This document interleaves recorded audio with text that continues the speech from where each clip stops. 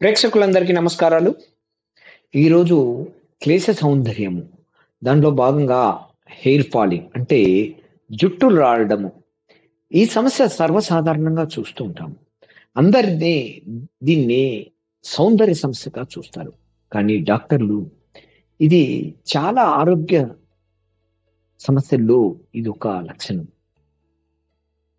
ప్రతిరోజు మనకు 60-70 వెంట్రుకలు ఊడుతూ ఉంటాయి. ప్రతి మనిషికి 1,30,000-1,60,000 వెంట్రుకలు ఉంటాయి. ఈ వెంట్రుకలు 100 కంటే ఎక్కువ ఊడుతున్నాయి అంటే అది హెయిర్ ఫాలింగ్ అంటారు. అది చిన్న విటమిన్ బి, డి సమస్య నుండి రక్తహీనత మరియు క్యాన్సర్‌లో కూడా చూస్తుంటాం.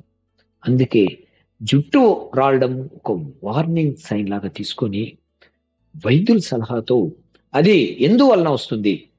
సిబిపి, ఈఎస్ఆర్, ఎల్ఎఫ్టి మరియు టీ3, టీ4, టీఎస్హెచ్ ఈ రక్త పరీక్షలు తీసుకొని డాక్టర్ దగ్గరికి వెళ్తే దేని వలన వస్తుందో కనుక్కుంటాం.